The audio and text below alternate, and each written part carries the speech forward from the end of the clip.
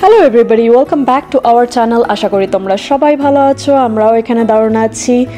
আর কালকের দিনটা আমরা দুজনেই কি সুন্দর করে কাটালাম। আইডাল ফলে গিয়ে চিকফিলের থেকে চিকেন স্যান্ডউইচ খেয়ে, কেনাকাটা করে, ট্রেলার পরিষ্কার করে, যদিও বা চাবি নিতে ভুলে গেছিলাম, সেই বিশেষ আরভিতে গিয়ে ট্রেলারটাকে খুলে পরিষ্কার করে আবার জায়গা মতন রাখতে হলো।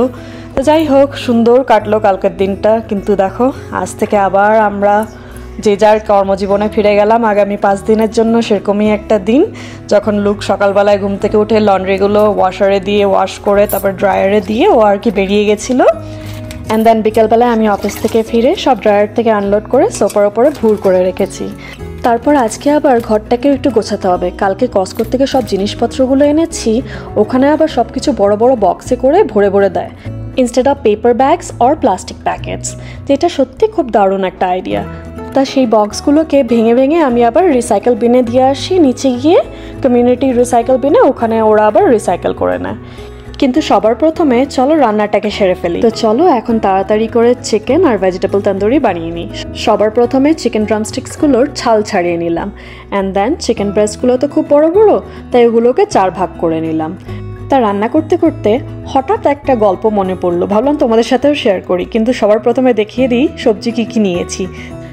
এটা হচ্ছে ইয়েলো অনিয়ন, পটেটো আর অল্প একটু ব্রকলি ছিল, একটাই ইউজ করব এখন। রেড চিলি, তারপরে এটা হচ্ছে paper, sweet paper, Brussels sprouts, এটা হচ্ছে জুকিনি। এটা অনেকটা মানে স্কোয়াশ হয় না আমাদের ওখানে, ওরকম খেতে লাগে। ইয়েলোটা হচ্ছে স্কোয়াশ বলে আর এটাকে জুকিনি বলে। এটা হচ্ছে মাশরুম, টমেটো, ধনে পাতা ওপরে ছড়ানোর জন্য, রেড অনিয়ন আর অল্প একটু হাফ লেবু। তো চলো ঝটপট কেটে নিই সব কিছু। তা আমার চিকেন বানানোর রেসিপিটা তোমরা দেখতে থাকো, আর এদিকে তোমাদের সাথে গল্পটাও শেয়ার করি। তা প্রথম যখন আমি জব অফার নিয়ে এসেছিলাম আমেরিকাতে, তখন উঠেছিলাম হচ্ছে এমপ্লয় হাউসিংয়ে, তাও আবার একটা রুমের মধ্যে 2 জন মিলে থাকতে হবে। তা আমি শেয়ার করছিলাম হচ্ছে আমার এক ইউরোপিয়ান বান্ধবীর সাথে। কোনোভাবেই আমি 1 মাস ছিলাম, কিন্তু তারপরে ভাবলাম যে না, এবার একটা অ্যাপার্টমেন্ট খুঁজতেই হবে। তাই জোর কদমে লেগে পড়লাম অ্যাপার্টমেন্ট খোঁজার উদ্দেশ্যে। তাই এখানে অ্যাপার্টমেন্ট খুঁজতে গিয়ে বুঝতে পারলাম যে আমাদের দেশের তুলনায় এখানকার অ্যাপার্টমেন্ট খোঁজার প্রসিডিওরটা অনেকটা ডিফারেন্স, মানে আকাশ পাতাল পুরো ডিফারেন্স। যেমন ধরো আমাদের দেশে কি হয়, আমরা এক দালালকে বললাম, সেই দালাল 4টে ফ্ল্যাটের খোঁজ এনে দিল, তারপরে একদিন সময় করলাম, ওই 4টে ফ্ল্যাট দালাল আর কি ঘুরিয়ে ঘুরিয়ে দেখালো। কিন্তু এখানে ওই ব্রোকার বা দালাল বা মিডলম্যান ব্যাপারটা ইন পার্সন নেই। ইনস্টেড আছে হচ্ছে ওয়েবসাইট, যেখানে সব ল্যান্ডলর্ডরা তাদের অ্যাপার্টমেন্ট বা বাড়ির সব লিস্ট করে দেয়। অ্যান্ড আমাদের মতন রেন্টার্সরা আর কি ওই ওয়েবসাইটে গিয়ে আমরা বাড়ির খোঁজ লাগাই আমাদের সুযোগ সুবিধা বুঝে। তা আমিও শুরু করলাম আমার স্টুডিও অ্যাপার্টমেন্টের খোঁজ ওই ওয়েবসাইট থেকে। অনেক অ্যাপার্টমেন্টই পায়ে হেঁটে ঘুরে ঘুরে খুঁজলাম, কোনো কিছুই আমার মনের মতন হচ্ছিল না, বা যেটা হচ্ছিল সেটা আমার বাজেটের মধ্যে আসছিল না। তো খুবই আপসেট হয়ে পড়েছিলাম। তাই অ্যাপার্টমেন্টের খোঁজ করতে করতে সারা সপ্তাহ কেটে গেল, কিন্তু কোনো কিছুই মনের মতন খুঁজে পেলাম না। আর সেই দিনটা ছিল হচ্ছে শনিবার, আমার হাফ ডে। তো সেদিনকে আমার এতটা লোনলি বা নিরুপায় মনে হচ্ছিল যে আমি এখন ভাষায় বলে বোঝাতে পারবো না। আর একটু হলে আমি কেঁদে ফেলতাম। সেই দিনটার কথা আমার এখনও মনে আছে। কিন্তু যাই হোক, মনকে শক্ত করলাম, করে ভালোভাবে লাঞ্চ বানালাম।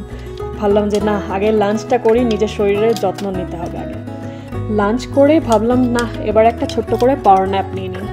কারণ সারা সপ্তাহ ধরে কাজের পরে পায়ে হেঁটে ঘর দেখা একটা 4টেখানিক ব্যাপার না, পুরো ড্রেনড আউট হয়ে গেছিলাম। তখন আমি ছিলাম হচ্ছে ভার্জিনিয়াতে, আর ওখানে একটা বাড়ি যদি এখানে হয়, আরেকটা বাড়ি হবে হচ্ছে 1 মাইল দূরে। তো ভাবো কতটা পথ আমি হেঁটে হেঁটে হেঁটে হেঁটে ঘর বাড়ি দেখেছিলাম। তো যাই হোক, খুবই আপসেট হয়ে পড়েছিলাম ওই শনিবারের দিনটাতে। বিকালবেলা আমি এক ঘুম দিলাম, সে আমার পাওয়ার ন্যাপ তো আর হলো না। ঘুম ভাঙলো হচ্ছে রাত্রে 10টার সময়। ঘুম ভেঙে কি করব বুঝতে পারছিলাম না। খেলাম হচ্ছে 1 কাপ চা বিস্কুট দিয়ে। চা খাওয়ার পরে তারপর ভাবলাম যে কি করব, কিছুতেই আবার ঘুম পাচ্ছে না। তারপরে এপাশ ওপাশ করতে করতে 1টা বেজে গেল। তারপর ভাবলাম না, এবার উঠে জামা কাপড় চেঞ্জ করি, মুখ টুক ভালো করে ধুই। আর মনে হয় না ঘুম হবে বলে, সারা বিকেল ধরেই তো ঘুমোলাম। তো উঠে মুখ টুক ধুয়ে জামা কাপড় চেঞ্জ করে, নাইট ড্রেসটা আর কি চেঞ্জ করে, জিন্স পরলাম, টপ পরলাম, পরে হাঁটতে বেরোলাম। ভালো না, একটু হেঁটে আসি, যদি ভালো লাগে। যদি টায়ার্ড ফিল হয় ফিরে। হাঁটতে গেলাম, হাঁটতে হাঁটতে দেখি আমার রাইট হ্যান্ড সাইডে একটা চার্চ দেখতে পেলাম। সেই চার্চটার নাম হচ্ছে এপিস্কোপাল চার্চ।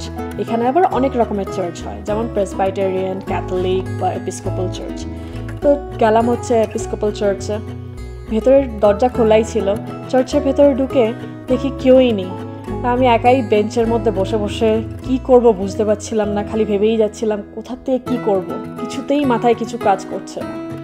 তো এই করতে করতে আমি কোন ফাঁকে চার্চের মধ্যেই ঘুমিয়ে পড়েছিলাম।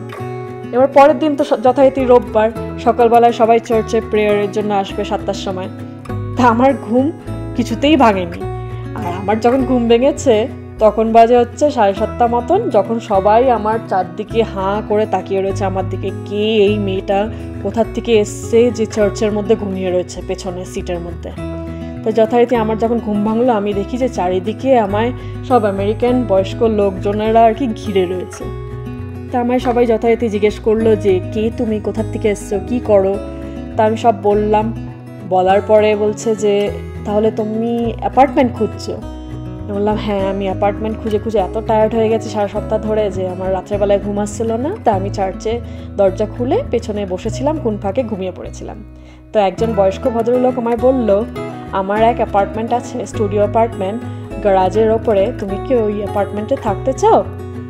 তাই আমি তো যেন মানে আকাশ থেকে পড়লাম। বললাম হ্যাঁ নিশ্চয়ই, কত রেন্ট? আমি সঙ্গে সঙ্গে জিজ্ঞেস করা শুরু করলাম। তখন আমার ওই ভদ্রলোক বলেছিল যে তুমি যদি আমায় রেন্টের কথা আরেকবার বলো তাহলে আমি তোমায় থাকতে দেবো না।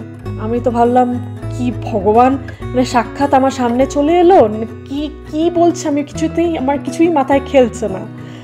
তা সেই ভদ্রলোকের নাম হচ্ছে ডাগ হ্যারিস।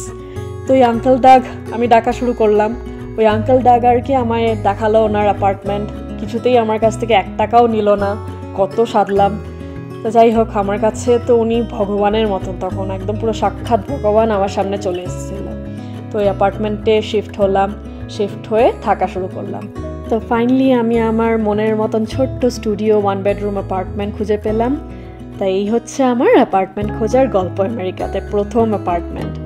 আর এই দেখো এই ফাঁকে লুকও চলে এসছে, আর আমার কাছে সুইট পটেটো মানে মিষ্টি আলুটা ছিল না বাড়িতে।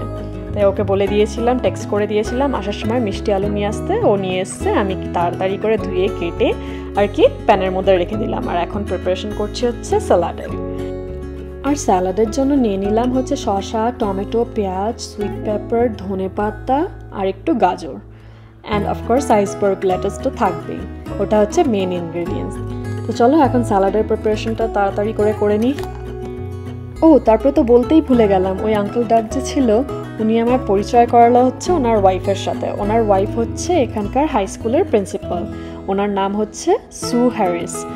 তো যাই হোক, ওনাদের সাথে একটা ভালো সম্পর্ক গড়ে উঠলো আস্তে আস্তে। অ্যান্ড তারপরে জানতে পারলাম ওনার ওয়াইফের আর কি ইন্ডিয়ান খাবার খেতে খুব ভালো লাগে। তা আমার তো প্রত্যেক রোববারই ছুটি, তা প্রত্যেক রোববার করেই আর কি আমি ওনাদের জন্য ইন্ডিয়ান ডিনার বানাতাম, বানিয়ে ওনাদের সাথে শেয়ার করতাম। কোনো সপ্তাহে আবার ওনাদেরকে আমি আমার অ্যাপার্টমেন্টে ইনভাইট করতাম, বা কোনো সপ্তাহে ওনারা আবার আমায় ওনাদের বাড়িতে ইনভাইট করতো। তো এই করে একটা ভালো সম্পর্ক গড়ে উঠলো। তারপরে একদিন আমায় বললো, আমি আমার কিছু ফ্রেন্ডস আর কলিগসদের ইনভাইট করব, তুমি ইন্ডিয়ান খাবার বানাতে পারবে? ওরাও আবার ইন্ডিয়ান খাবার খেতে খুব ভালোবাসে। তাই আমি বললাম হ্যাঁ, কেন পারবো না, নিশ্চয়ই পারবো। আঙ্কেল ডাগের হেল্প নিয়ে আর কি আমি ইন্ডিয়ান খাবার বানালাম 20 জন লোকজনের জন্য। তো ওনাদেরও খুব ভালো লেগেছে। তো এই করে করে পুরো টাউন আর কি আমায় জেনে গেছে, হ্যাঁ একটা ইন্ডিয়ান বাচ্চা মেয়ে আর কি এই ছোট্ট টাউনে আছে। তো ওই পার্টির থ্রু দিয়েই আমার পুরো টাউনের সবার সাথে আর কি মোটামুটি আলাপ হয়ে গেছিল। আর এই টাউনটা ছিল হচ্ছে ছোট্ট একটা টাউন, যেটার নাম হচ্ছে হট স্প্রিং। তো যাই হোক, তারপর থেকে সবাই যখন ওয়ালমার্টে যেত আমায় একবার করে ফোন করে বলতো তোমার কি কিছু লাগবে, আমি ওয়ালমার্টে যাচ্ছি। বা কেউ যদি শপিং মলে যেত আমায় ফোন করতো, তুমি কি শপিং মলে আমার সাথে যাবে, আমি যাচ্ছি। বা কেউ যদি কোনো রেস্টুরেন্টেও যেত আমায় সমানে ফোন করে বলতো যে তুমি কি কিছু খাবে, আমি নিয়ে আসছি তাহলে। তো এই করে করে 1 বছর পুরো কেটে গেল। অ্যান্ড আমিও সবার হেল্প নিয়ে আর কি এখানকার নিয়ম কানুন সব কিছু জানলাম। সবাই খুব সাপোর্টিভ ছিল, আর সত্যি অসাধারণ সময়টা কেটেছিল। ওই 1টা বছর ওই টাউনে আমার অসাধারণ কেটেছিল। তা আমি বিশ্বাস করি ভগবান নিশ্চয়ই আছে। ওই আঙ্কেল ডাগ আর ওনার ওয়াইফ হচ্ছে আমার কাছে ভগবানের মতন। এখনও পর্যন্ত ওনাদের সাথে কন্ট্যাক্টে আছি, অ্যান্ড সত্যি ওনারা যদি না থাকতো সেদিনকে, তাহলে মনে হয় না আমি আজকে আমেরিকাতে থাকতাম বলে আমি কাঁদতে কাঁদতে ইন্ডিয়া ব্যাক করতাম। তাই ওনারা আমার কাছে ভগবানের মতন। আর এইদিকে দেখো আমার ভেজিটেবলস আর চিকেনটা প্রায় হয়ে এসছে, আমি একটু বাটার ব্রাশ করে নিচ্ছি। তা আমার এখন শাহরুখ খানের ওই ডায়লগটার কথা মনে পড়লো যে किसी चीज़ को अगर तुम दिल से चाहो तो पूरी कायनात उसे तुमसे मिलाने की कोशिश में लग जाती है। সত্যি তাই, তুমি যদি তোমার 90% দাও, 10% পুরো ইউনিভার্স লেগে যাবে তোমাকে ওই জিনিসটা দেওয়ার জন্য। আই বিলিভ ইন হার্ডওয়ার্ক ছাড়া জীবনে কোনো কিচ্ছু হয় না। আর শুধু তাই নয়, হার্ডওয়ার্কের সাথে সাথে মনের জোরটাও লাগবে। অ্যান্ড এই দুটো জিনিস যদি তোমার সাথে থাকে তাহলে তুমি পুরো বিশ্ব জয় করতে পারবে। অন্তত আমি এইটা বিশ্বাস করি, হার্ডওয়ার্ক আর মনের জোর। অ্যান্ড তারপরেও যদি তোমার মনে হয় যে তুমি কোনো কিছু পাচ্ছ না, তাহলে ভেবে নাও যে ওই জিনিসটা তোমার জন্যই নয়। কিন্তু ওই জিনিসটাকে পাওয়ার জন্য বা ওই ইচ্ছেটাকে পূরণ করার জন্য তোমায় তোমার বেস্ট দিতে হবে, অ্যাটলিস্ট ট্রাই করতে হবে, তবে গিয়েই তুমি সাকসেসফুল হবে। আর যদি তার মানে একদম বেস্ট দেওয়ার পরেও যদি কোনো কিছু না হয়, তাহলে ওই জিনিসটা তোমার জন্যই নেই। অ্যান্ড অলওয়েজ রিমেম্বার, ভগবান যা করে ভালোর জন্যই করে। এই দেখো কথা বলতে বলতে আমাদের ডিনারও রেডি হয়ে গেছে। স্যালাডের ওপরে আমি গোলমরিচ, নুন আর একটু লেবুর রস ছড়িয়ে নিচ্ছি। আর সস হচ্ছে স্যালাডের জন্য, সস হচ্ছে চিকফিলে সস।